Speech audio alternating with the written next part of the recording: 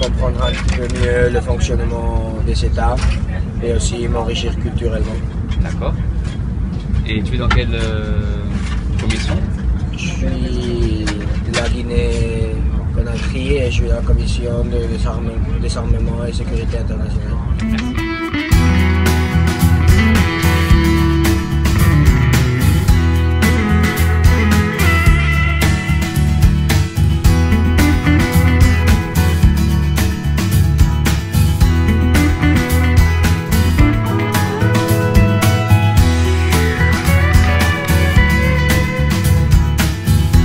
Alors Anaïet, après cette première conférence d'introduction, quelles sont tes premières impressions? Bon, c'est un peu intimidant parce qu'il y a beaucoup d'informations qui parlent bien le français et beaucoup d'idées différentes qu'on va pouvoir développer. Et c'est très intéressant les différents projets qu'ils nous ont développés dans la parce que ma commission l'a pas trop touché parce que c'est les enjeux de langage, de linguistique, et ça n'a pas été trop développé, c'est plutôt mais bon, j'ai les idées claires et je sais plutôt ce que je vais développer lors des commissions. Merci.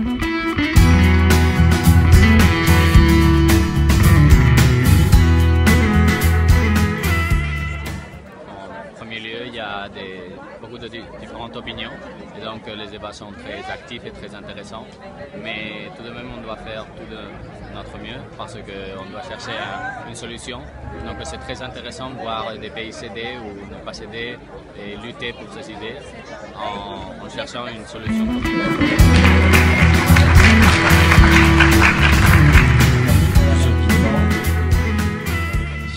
La Guinée fait face aujourd'hui à de nombreux enjeux, des défis auxquels tous les pays ici présents sont confrontés et bienveillants à coopérer entre les nations pour rendre un monde un peu plus juste. Merci. Est-ce que tu pourrais nous parler des points communs que tu as vus au NUMAD et dans la vie politique réelle? D'accord, dans notre commission, on a débattu surtout le thème de la réduction de CO2 et un point très important, la répartition de fonds dépendant des pays pour pouvoir éviter et combattre ce problème. D'accord. Et au niveau de ton rôle comme délégué, tu as vu des points communs avec les hommes politiques qui sont venus à la conférence, qu'on a vu dans la vidéo?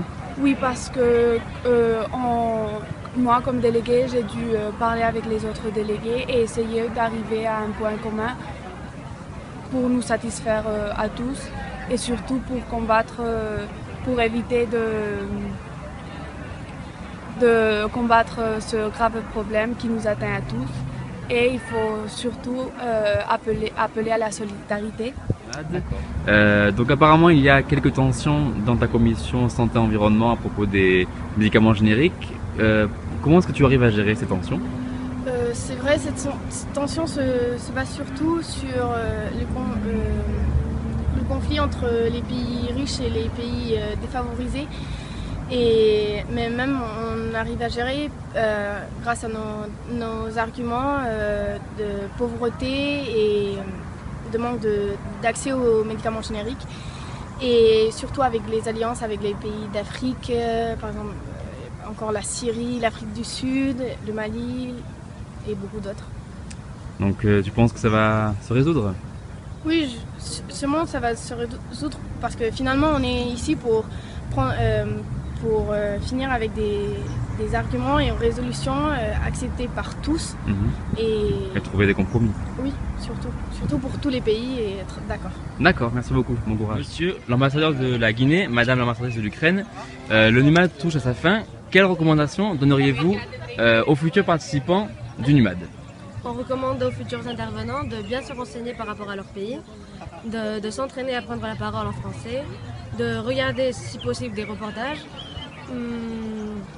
Voilà, et de prendre du recul, d'être citoyen de son pays, par exemple la Guinée ou l'Ukraine, et pas espagnole ou française. Sinon, prendre conscience des enjeux de son pays et des défis qu'il faut relever suite aux journées de l'animal.